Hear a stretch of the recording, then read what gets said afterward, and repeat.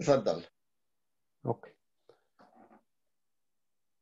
أعوذ بالله السميع العليم من الشيطان الرجيم. بسم الله الرحمن الرحيم، والصلاة والسلام على رسول الله. اللهم صل وسلم وبارك على محمد وعلى آله وصحبه والتابعين بإحسان إلى يوم الدين. We start in the name of Allah, the most gracious, most merciful. We bear witness there is no deity worthy worship except Allah. Praise and glory be to Him. And that Muhammad is the seal of messages. May peace and blessing of Allah be upon him, his family, his companions, and those who follow the path until the day of judgment. I greet you with the greeting of Islam. Assalamu alaikum wa rahmatullahi ta'ala wa barakatuh. Peace be upon you all, dear brothers, dear sisters, dear viewers, wherever you are. And this is the A2Z show with our guest, Brother Asad Zaman, and myself, Dr. Abdul Aziz. And of course, for any comments, you can put them on the comment section. And inshallah, we can, if any questions, we can answer them, whether in this program or next program, inshallah. Of course, we pray to Allah subhanahu wa ta'ala to protect us from this pandemic and other illnesses as well. And those who have been infected with it, may Allah subhanahu wa ta'ala give them recovery and cure as soon as possible. And those who passed away, may Allah subhanahu wa ta'ala have mercy and pardon them and bless their soul and give them the highest position in paradise, as well as give their friends and their families patience and a great reward. Ameen. It's a Friday, of course, and there's many issues which we can talk about, but as we usually do is a local community news, which is within this member al-Jumu'ah, which is the Friday pulpit. And of course, Brother Asad Zaman, he goes and do some Friday sermon. And today we want to concentrate on the topic he chose. And I believe you were in the Antringham Association Mosque as well. And I think you have chosen a subject we spoke about it before. And this is very important, of course, rights and duties of parents. And of course, rights of parents within the education system. And of course, we have said so that the sole responsible for upbringing the children are the parents. The schools are just a support to the parents, and therefore the parents' view are very, very important as well. Assalamu alaikum wa rahmatullah, Brother Asad Zaman. How are you? Wa alaikum assalam wa barakatuh, Dr. Abdul Aziz. Great to be with you again. Right. And how's your health and everything? Family, everybody is okay? So far, so good. COVID hasn't caught up with me yet. May Allah make it protect us all. May Allah protect us. Absolutely. But of course, now with the winter coming, it's not just COVID we have to worry about, the flu as well. So imagine you got flu and you got COVID, you really got some serious problems. And I think, are you sure? I think because even now the Union of Lecturers are saying that the government has pushed and all the students come back, but we were doing teaching online as well. And we might have to go back to it if this R, which is now actually, what is it now? This R is about 1.2 to 1.4, I think. So therefore, let's concentrate first on the first issue as well about parents' rights and everything, which is the topic of your Friday sermon today. Yeah. Essentially what I did, I started off telling them about the different wordings. For example, we have a relationship, health, and sex education. I was saying essentially we need to separate between primary school and secondary school. Okay. Why is the government, insisting on teaching this?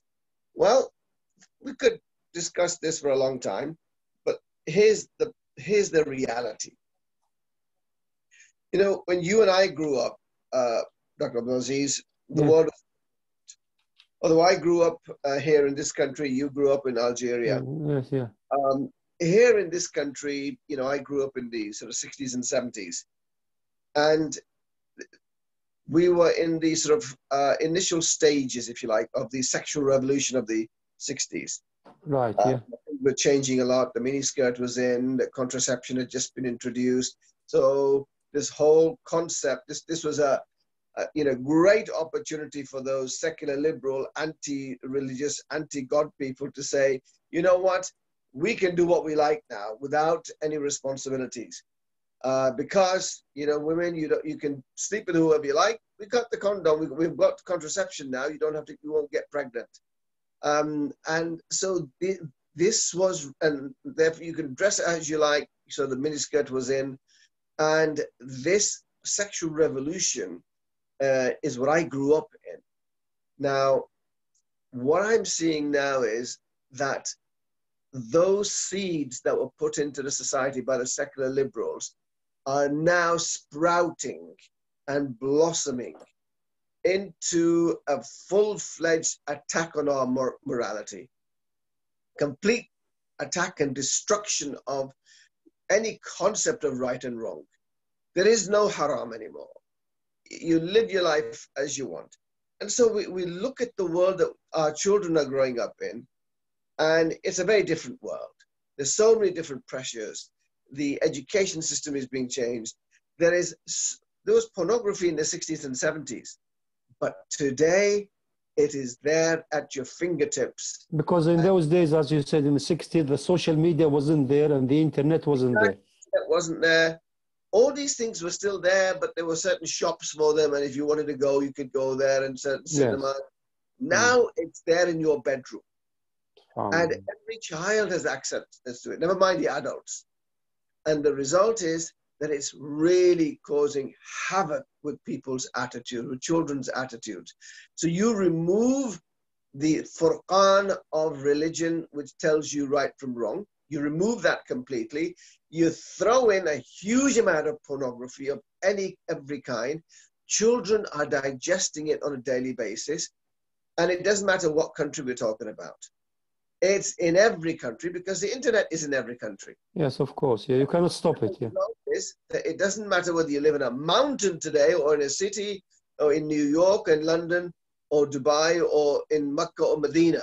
It doesn't make any difference at all. You've got access to the same filth. And the result is that it's changing people's attitudes. So people are moving away from family values. The whole concept of marriage has been seriously downgraded. Now, you know, never mind same-sex marriage, you know, gays and lesbians. You've got, I was just reading an article yesterday that a woman married a tree. I read an article not so long ago that a man in America married his horse. I mean, it's becoming that ridiculous, okay? That this whole concept of marriage and values and morality has been completely dumped. And it's an anything goes culture.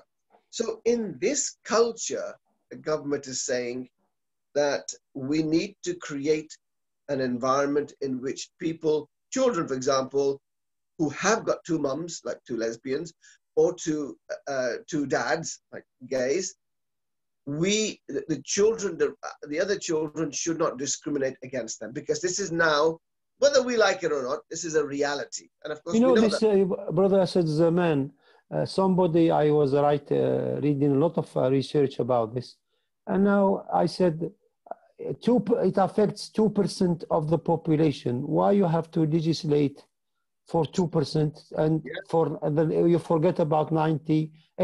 And we in education, we have special education need, you know, for those 2% which have other, you know, like Down syndrome, you know, special education need. We deal with them within the school, but we did them different from the rest because 95, 98%, they don't have that issue.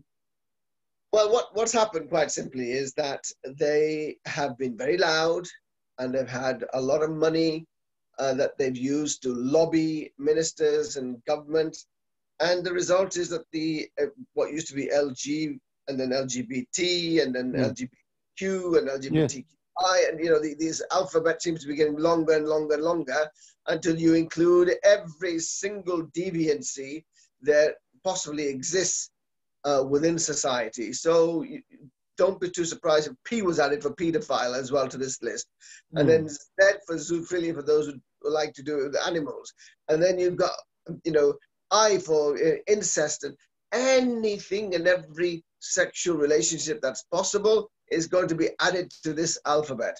And we have to accept that, you know, this is the inclination of some people and we should not discriminate against them. That is what the government, this is the direction things are going. So the aim of the syllabus that's been introduced into schools is not necessarily to destroy our morality. The aim is to remove discrimination towards what are referred to as these 9 protected characteristics. There are 9 categories of people that the government has said we, by law, would protect the rights of these people.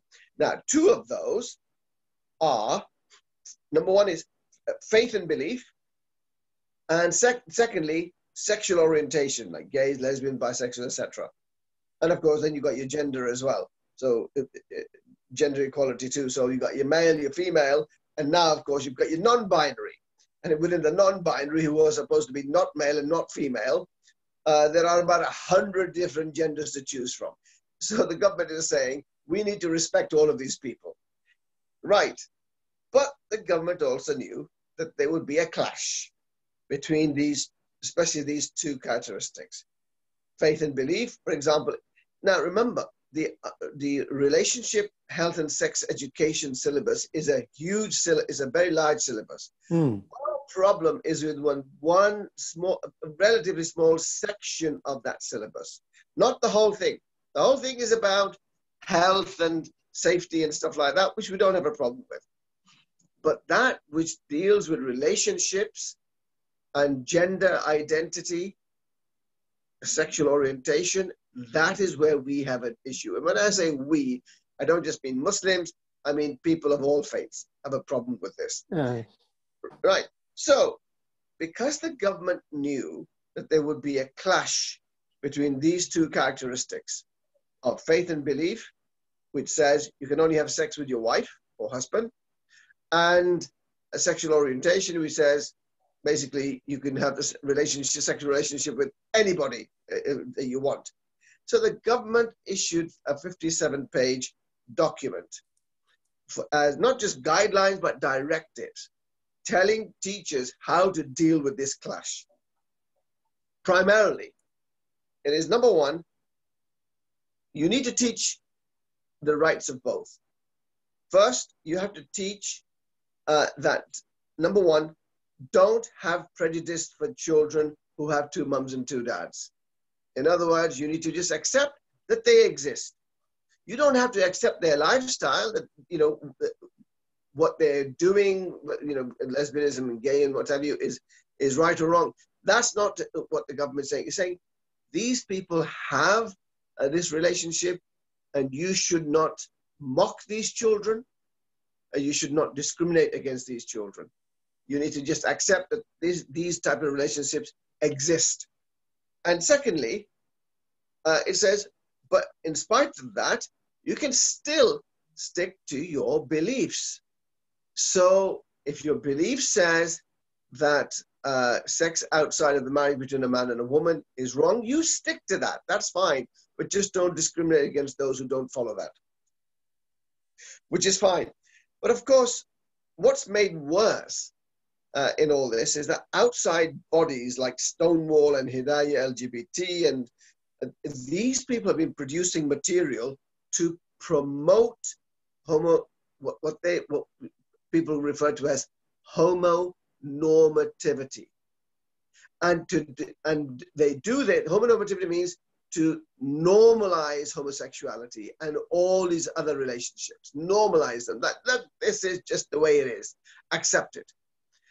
But they have decided that the only way that this will be normalized is if we destroy the very concept of heteronormativity, the idea of marriage between opposite sexes, right? A man and a woman. So this is what's now. They, of course, these outside bodies have this very clear agenda. Now, schools have been allowing material that has been produced by these outside bodies and people into their schools from these bodies who have basically gone beyond what the government has been saying.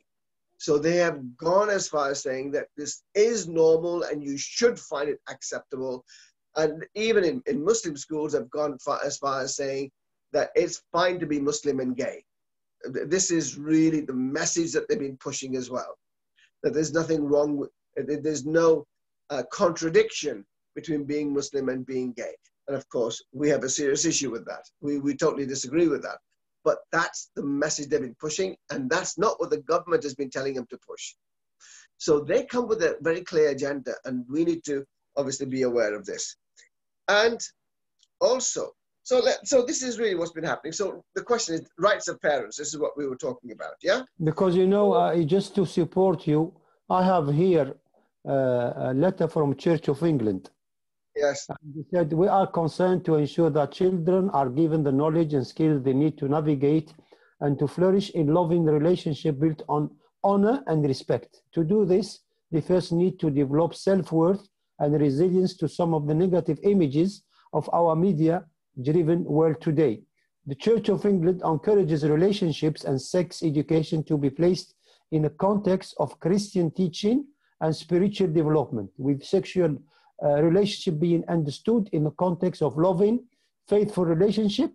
For Church of England schools, this is the essential focus for one, the Department for Education, Relationship Education, Relationships and Sex Education, and Health Education draft for consultation. That was actually in July 18, 2018. And of course, and the three, they say what it means to be respecting the religion ethos of our school. It is vital element of what makes the RS, the relation sex education in church schools, distinctive. We support the principle that relation education and health is statutory at both primary and secondary phases, and that sex education is statutory after the second phase and recommended at the primary phase. As we said, we know that, but on the secondary, it is there. And we agree that the necessity of there being provision for parents to exercise the right to request that their child be excused, withdrawn from sex education. Yeah. Okay. Yeah. So that's understood. And the problem here is that you have the government saying one thing, but what's happening in schools is something a bit different. For example, with these outside bodies coming in, and it's not always outside bodies, it's teachers who have not read the directives and guidelines which the government issued. So they assume now we have to promote homosexuality as being normal and acceptable, and it's okay to be gay. And that's not what the government has said.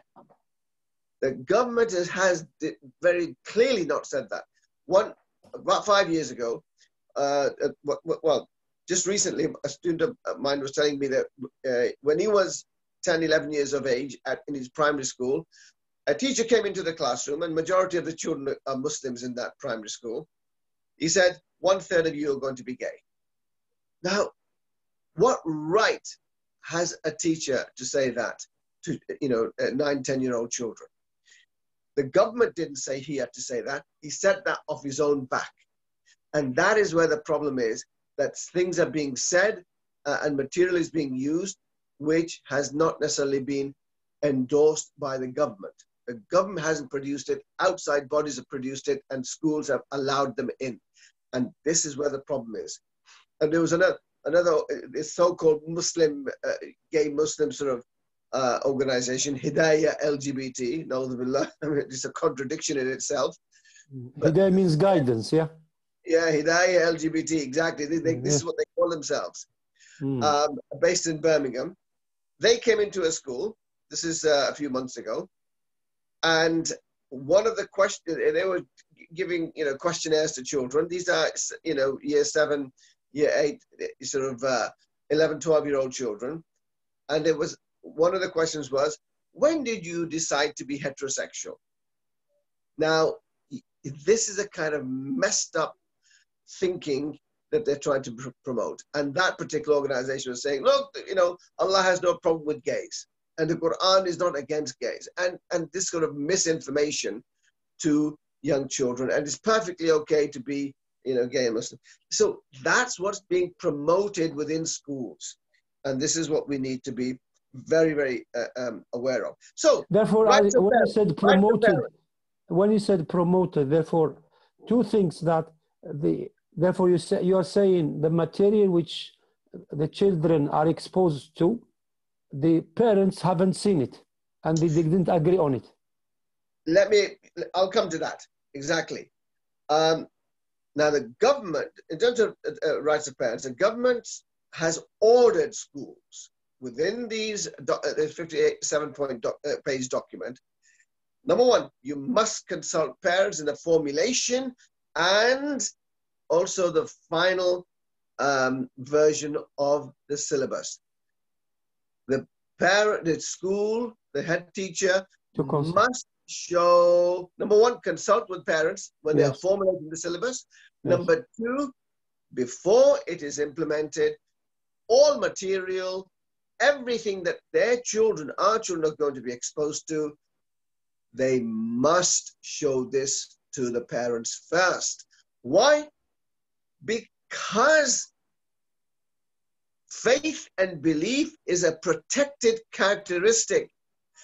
And what they show within the context of this particular syllabus should not contradict the rights of the parents whose faith and beliefs are protected by law. As I said, they knew that there would be a clash between faith and belief and the teaching of sexual orientation. So this is where the power of the parents comes in, that our beliefs, whether we're Muslims or Christians or Jews or anybody else, are protected by the government. And therefore, the school cannot teach anything that contradicts that very powerful characteristic, which is, as I said, enshrined within law, within the Education Act of 2010. It is there amongst the 9 protected characteristics. This is where our power lies, that the government is on our side, not on the school side in this, especially those schools which are now basically promoting homosexuality. Also, so on the one hand, they must consult the parents. Number two, they must show all the material that they will teach within. Now, there's 2 types of things. We're talking about relationship and health education and sex education. So the parents have a right to know what is going to be taught within relationship education and what's going to be taught within the sex education. And at the same, also, the government has said very clearly that the material must be age appropriate. Now, this is open to interpretation. What is age appropriate? Of course, we are going to say, well, showing them nudity to a 4-year-old is not age appropriate, which is what they intend to do. Do you understand? This is where we have some major issues with them. And the other, yes, and you know that in the, you spoke about the material. I think before that, this is to formulate the policy and then the content or the syllabus of the subject. Yes. And the third thing is that the problem is we have on the board of governors, you have representative of the parents and you have representative of the teachers and the trustees of the say the charity or of course the head teacher and a representative of staff as well. And we'll sometimes come to that in a moment. Yes, we'll come to that in a moment in terms of the what we can do. Right. So what the government is saying is, if you as parents are not happy with the material that your children are to be exposed to, then the school cannot expose your children to that material if it goes against the other protected characteristic of faith and beliefs. Because the argument quite simply will be, wait a minute, our faith says that sex and a relationship can only be between a husband and wife, a biological husband and a biological wife. And you, by saying it's okay to be gay, are going completely against this protected characteristic. What gives you the right to impose the values and beliefs of one characteristic over another? How can you give that precedence? And of course, within the material, that should not be the case. And now, you know that as well, like this letter, which is from a Church of England, the country still have a Christian ethos. Well, yeah, but as I said, that's... Yes, at the beginning, yes, you said. Right, now, let's split primary schools and secondary schools, right? Okay, because the rules are slightly different. For primary schools, for those who don't know, this is from age about 4, roughly 4 or 5, up to the age of about 11. Mm-hmm. Okay, so from year 1 reception, to year... reception, yeah. Yeah, reception, or year 1 to year 6. That's your primary. And then from year 7, when they're typically 11, 12, up to year 11, when they're about 16. That's your secondary school. In primary schools, RHE, religious and health, relationship and health education, is compulsory. But sex education is not compulsory. So, if anything is not compulsory, automatically parents have a right to withdraw their children from it. Yes, like we have before that the collective worship and all this, yeah? Yeah, so if it's not compulsory, we have an automatic right to withdraw our child from there. So what the government has said very clearly to schools is, if there's a strong objection from parents to the teaching of sex education within primary schools, then don't teach it, because it's not a requirement. Okay. It's up to the head teacher at the end of the day, but the head teacher must listen to the parents. Secondly, in secondary schools, now both relationship and health education and sex education are compulsory up to the age of 16. But still, parents have a right to be consulted and be part of the process of the formulation of the relationship and sex education syllabus. And they have a right to view all the material that the school will be exposing their children to. And if they object to any of it, then the school has got to take that into consideration. Object on what basis? The other protected characteristic of faith and belief. That is where our strength is. That what they're teaching is clashing with something that the government has already protected, which is our faith and belief. And even though these are compulsory, especially when it comes to sex education, parents can request withdrawal of their child from them up to the age of 15, and then after 15, it's up to the child whether they want to be part of the sex education syllabus or not. So that's where the difference is and the situation is within primary and secondary schools. Now, you were talking earlier on about the solution, right? And what's happening. In terms of the solution to this, look, we have to first of all understand that the government is on our side. Government is very firmly on our side in terms of the protection of our faith and beliefs. We need to know what our rights are. Every parent must know their rights, because without it, the school will just literally stamp on them and just force them to accept whatever they come up with. So we've got to have a strong interaction with the school. And we must know the law, which is in the Education Act of 2010. Faith and belief are one of the 9 protected characteristics.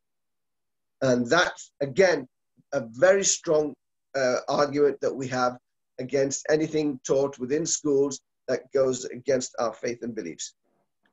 And the other things are really that mums and dads, you've got to talk to your children about these matters. We've been brought up, Abdul Aziz, you and me, with parents who it's unthinkable they would talk about sex matters with us.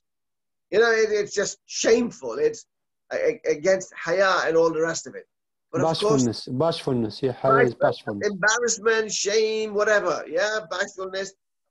But the reality is that parents must talk to their children about these issues. Ideally, fathers talk to their sons, mothers talk to their daughters. And what age you are recommending then? The primary educator of our children is the parents. Is the parents, the parents, the parents. And parents must take on board this responsibility and exercise this responsibility. You know that like homeschooling, and even now when we did the lockdown, there was a homeschooling going on. And with these virtual classrooms now going on and everything, do you think that this indirectly put a very big question on the use of schools? Therefore, if the parents withdraw their children from, say, a subject which is relationships and sex education, they can have an alternative to teach. It's 1 hour or so in a week. Well, it may be more than that. And this is something to clarify with the school. When are you going to teach it? Under what circumstances you're going to teach it? At what stage is it going to be introduced? And all the rest of it. That needs to be part of the consultation and interaction process. But yes, you're right. In terms of homeschooling, a lot of parents are now homeschooling their children. But you have to remember, homeschooling is not for everybody.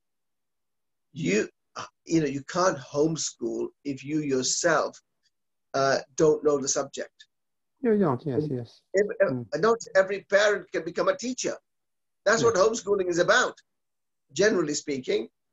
And if a mum or dad are not educated, how are they going to teach their children? So it's not for everyone. Those who can, those who got educated parents, those who got parents, say mothers who are at home, they've got the time to research the material and then teach it to their children, that's fine. But that's not going to happen in every household because not every parent can do that.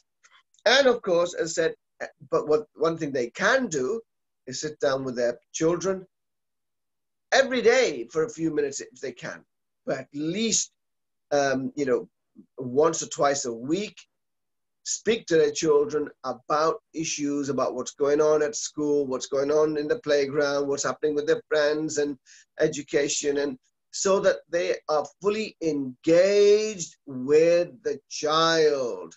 We cannot leave our child to the society, because if we do, there are wolves out there. They will devour our sheep.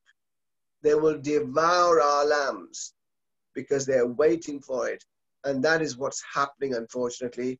Our little lambs, our children are being devoured by a system that is anti-God, anti-morality, and will render our children also in exactly the same way. And sadly, it's already happening. It's already happening with Muslim children, coming home and saying, they're gays and lesbians and bisexuals and transgender and atheist and agnostic. It's all happening.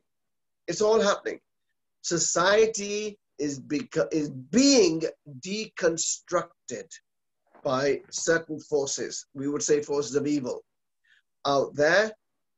And the result is worse than Omilut. Okay?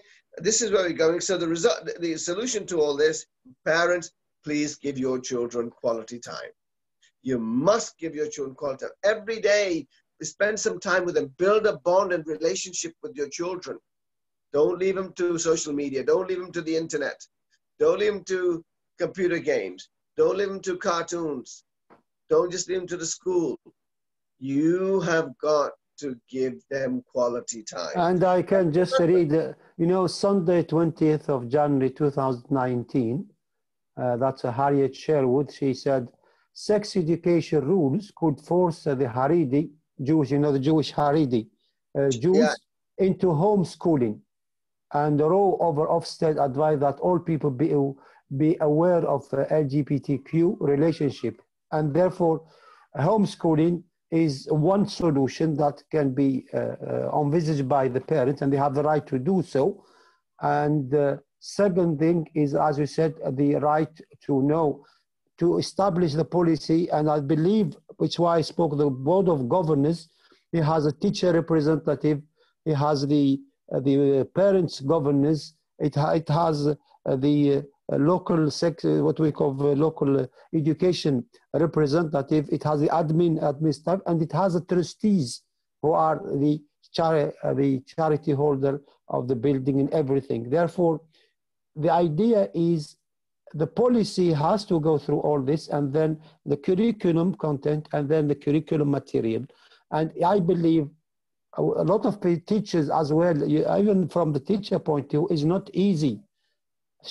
If I believe in something and I teach kids about something else, how I will be looking in front of them, Yeah, so I mentioned that earlier, that, see, the government is saying one thing, but teachers are teaching something else.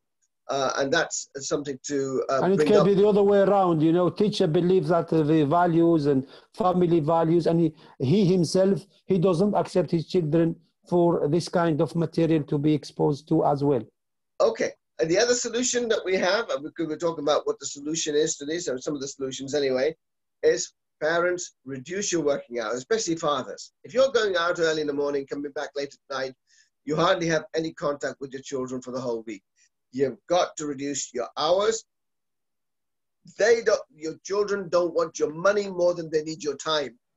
So reduce your hours and spend more time with your children. Create that bond and give them the education, which is their haq, which is their right. Also, and the other thing as well, by the way, there is the material which is now available. The internet is not just about negativity. It has a lot of positive things. If you do a search and everything, you can find a lot of material to teach math, you teach English, you teach all kind of subject at home as well. Yeah. Okay. Madrasas, they have a huge responsibility. We need to make sure that every madrasa is teaching the topics and subjects that the child needs in this society. Don't just import a syllabus from Saudi Arabia or Pakistan or Somalia or Jordan or whatever, and just teach that here to children. Our children have different needs. Yes. You need to make sure that whatever brainwashing they're receiving through the education system that goes against our faith, the madrasas, as well as parents, of course, are unbrainwashing them, are deconditioning them, and are conditioning them within Islamic values and principles. That is something that every madrasa needs to be doing. They need to incorporate this syllabus within their teaching syllabus as well. And of course, the reality is, and you know as well as I do, Dr. Abdul Aziz, we need more Muslim teachers. Teachers have enormous influence over children. Right. And the more Muslim teachers there are about roughly, I was just listening to an education program a couple of days ago. They were saying that 7% of teachers and head teachers are from the ethnic minorities, which is a lot of them, of course, being Muslim. But 33% of children today are from the BME community, which is your non-white community. And of course, a large percentage of them being Muslim again. So we have Asad, I am reading here, this an independent school for 280 Haredi girls aged 3 to 11 in Hendon, North London. Proprietor Rabbi Anthony Adler quoted from Leviticus 18, the biblical part that described homosexuality relationship as an abomination. He said, we teach our children the British values such as the democracy, the rule of the law, respecting the rule of law, mutual respect and tolerance, but we not spell out alternative lifestyles. We want to preserve their innocence the innocence of the and purity of the children. And this is, again, we are totally opposed to homophobia. The issue for us is maintaining the innocence of our children. We feel society is sexualizing children at an early age, and we don't want to do that. Yeah. As I said, we're not alone in this one. There's a lot of people out there. Therefore, are you saying the Muslims should make an alliance with the Christian and Jews and Hindus, whatever? I'm coming to that in a moment now. Right.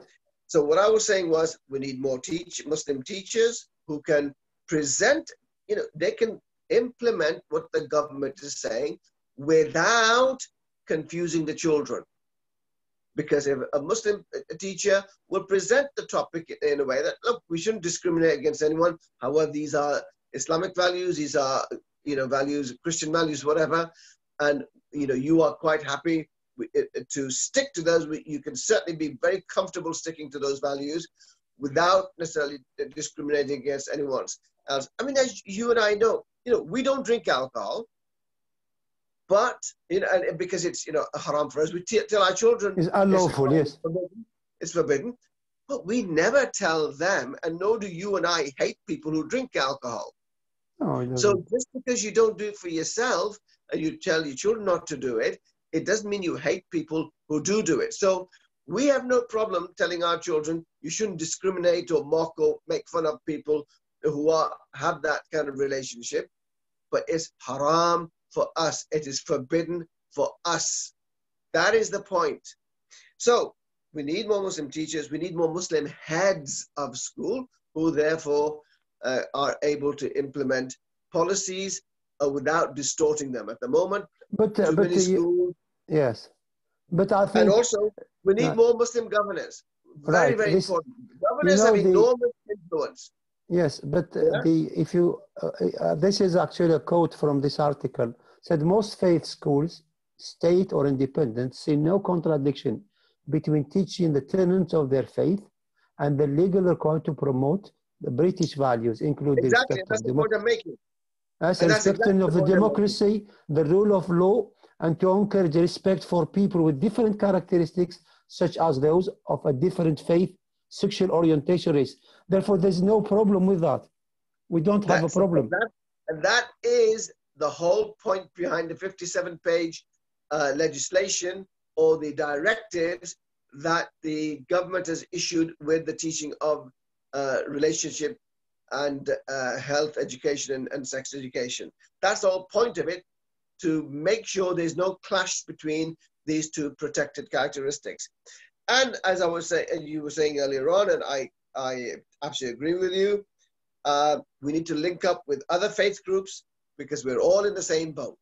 We all believe that a marriage, a sexual relationship should only be between a biological man and a biological woman. Yes. And every other relationship is forbidden by God Almighty. And you, of course, that is the position of all the faith.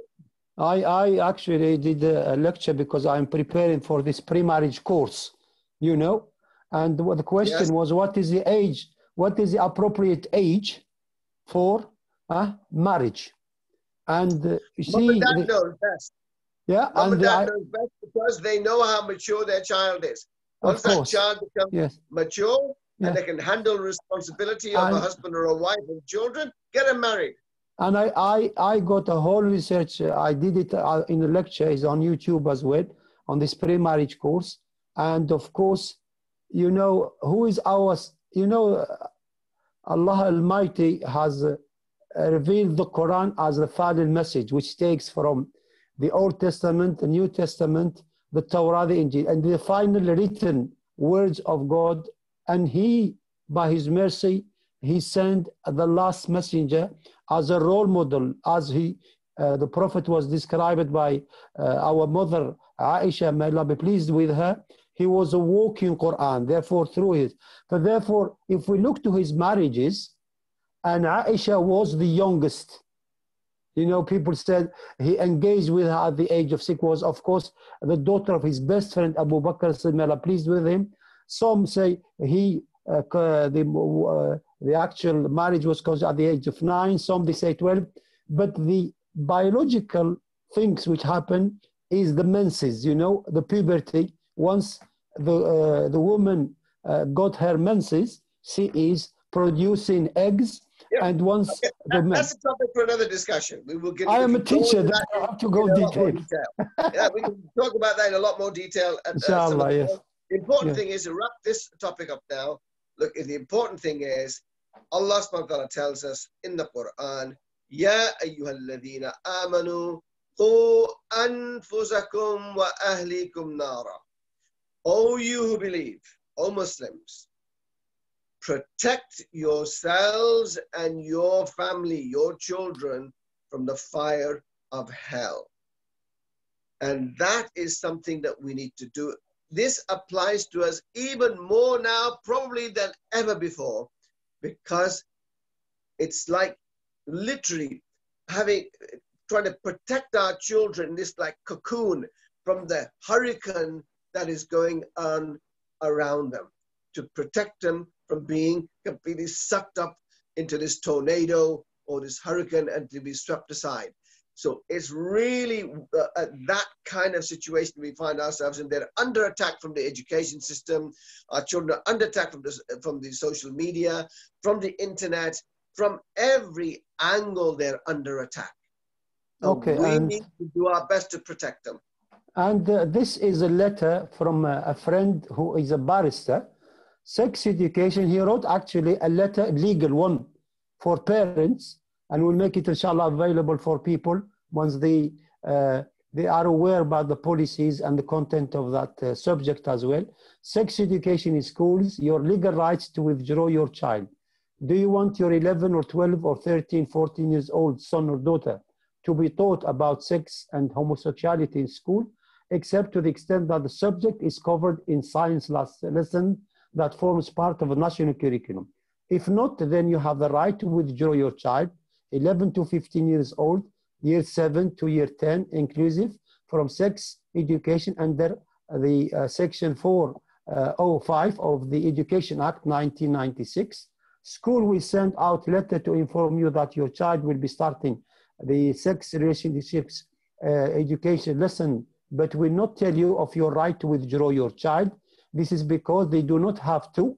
It's costly to make alternative arrangement for your child. If you want to withdraw your child, write to your school in the following terms. And he wrote a page, I wish to withdraw my child, his name or her name, class so-and-so, from sex education under 40 of the Education Act 1996. And I understand he or she will complete the compulsory element required by the national curriculum, name of the parent, yours sincerely, and you date it. Very to the point. And this template, we might have to discuss it with our forums.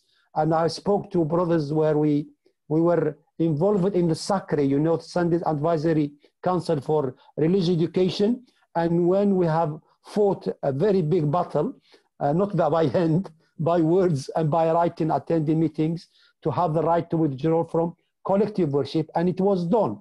And therefore, as you said it, and I reiterate it, we should build alliances, and that is not at the detriment of those 2% who have a special education need. And I believe 2% in school, the school can deal with them within the expectation of their parents, and they can teach them the way. And then even at the end of the day, from the age of 18 plus, they are to decide what they want to become, everything. If we take individual freedom, which is one of the British values, therefore you are willing. And of course in Islam as well, human beings have wills.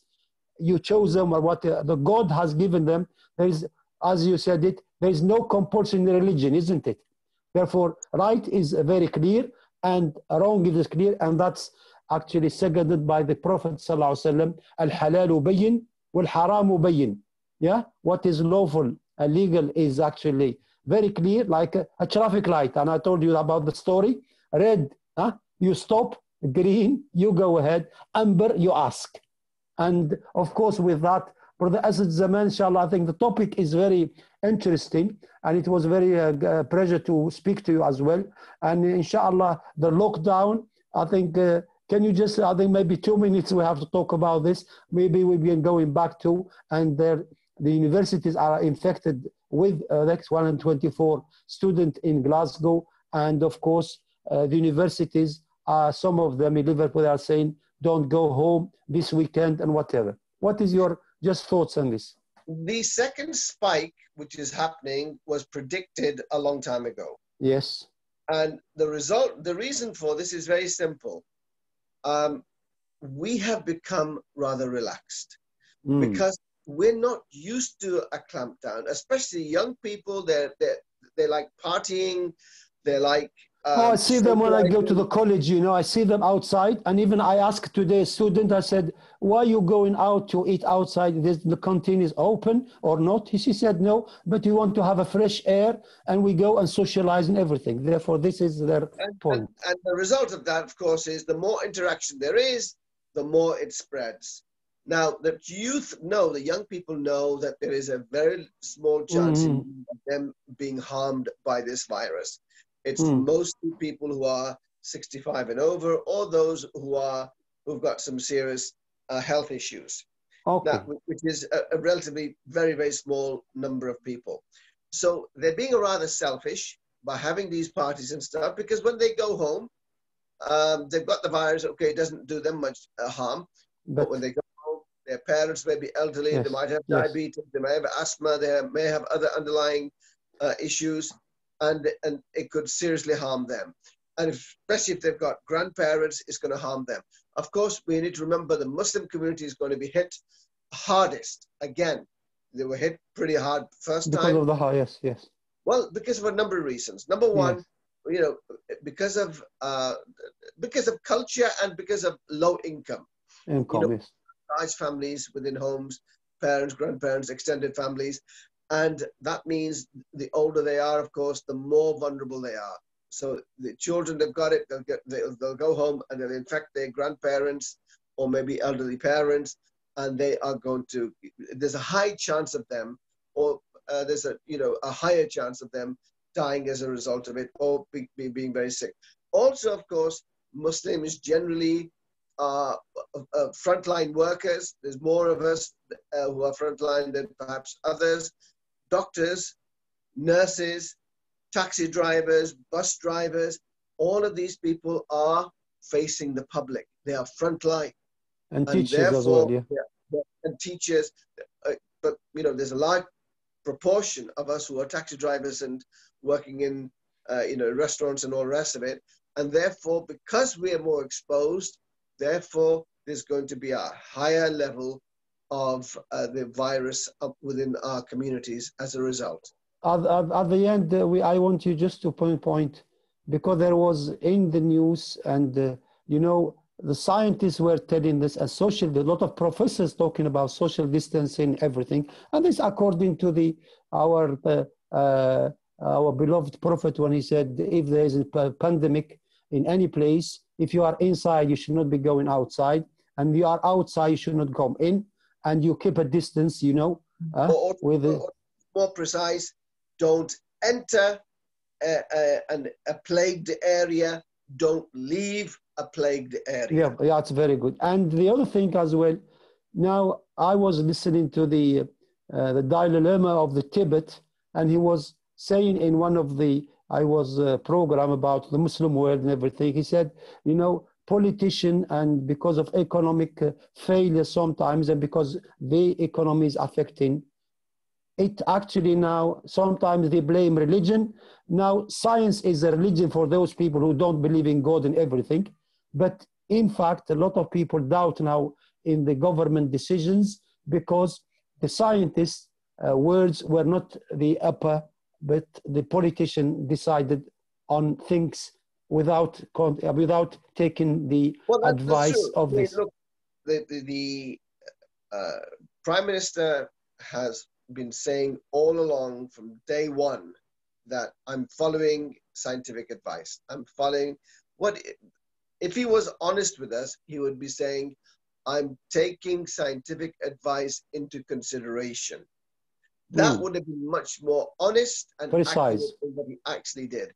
Because the scientists, If they were going to follow what the scientists were telling them, they should have gone into lockdown a lot earlier. But they have to consider the economy, the effect on the economy, the effect on the society, and all of these other factors, not just the science. And so they haven't just been following the science. They've been worried about the economy, so they didn't want to tell people to stay at home because obviously the economy would suffer as a result of that. Because I think we are going over our time. I think this is the call from the United Nations Secretary to have a global ceasefire. Because yeah, well, it's not going to happen, is it? Right, it's not going to happen. People who are fighting are going to fight. It would be nice if, because of this pandemic, people would come to their senses and say, you know what, we're all going to get, well, not wiped out, but we're all going to suffer if we don't hold back and cease fire now. But, you know, the reality is until one side or the other, or both sides just get tired of fighting, they realize that, you know, we can't win. Either one side becomes dominant or the other side becomes dominant, or there's a complete stalemate. Like happened in Vietnam and America, like what happened in Afghanistan and Russians, or Afghanistan and Americans. No, Americans have realized they can't win, so they want to pull out. They've tried everything. They've dropped every bomb they had. They've poured 140, 150,000 soldiers into there. And these, you know, illiterate people in sandals have defeated many world powers in the past and have gained the reputation of Afghanistan being the graveyard of superpowers. And there's a lot of petitions as well about amnesty, general amnesty for those political prisoners who have been affected by COVID-19 in places, you know, like Egypt, you know, like in other places, in China and everything, the Uyghurs and all this.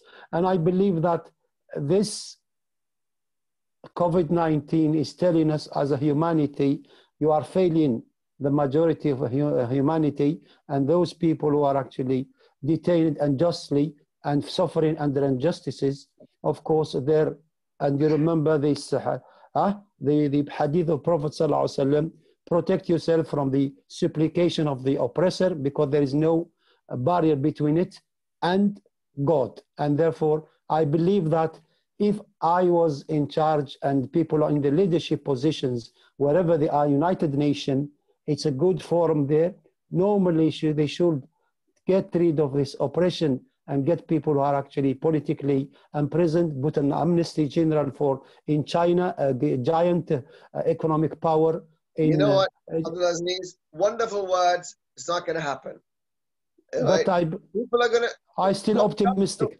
Let me tell you what governments are thinking, what the Americans are thinking, what the Chinese are thinking, what the Europeans are thinking, what the Russians are thinking. You know, these people who are making world policy now, they're saying, okay, we've got this pandemic, we've got this virus situation. How can we exploit it to weaken the other and to strengthen us? How can we exploit the situation? That's the only thing they're thinking. How do we, because, you know, they're thinking beyond the virus. They're not thinking about the virus. They're thinking beyond the virus. How can we engineer the situation so we are better off and the enemy, whoever that is worse off? That's what they're planning. That's what they're thinking. Okay. And, you know, that's the reality. Okay, Brother Asad Zaman, it was always great to talk to you, inshallah. And we hope, inshallah, we carry on talking about some of those subjects in our next week program, inshallah. With that, I thank my guest, Brother Asad Zaman, for his contribution as well, and for your patience as well with us.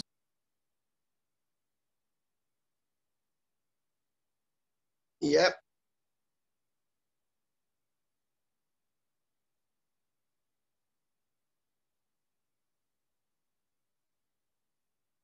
السلام عليكم ورحمة الله تعالى وبركاته. وعليكم السلام ورحمة الله وبركاته.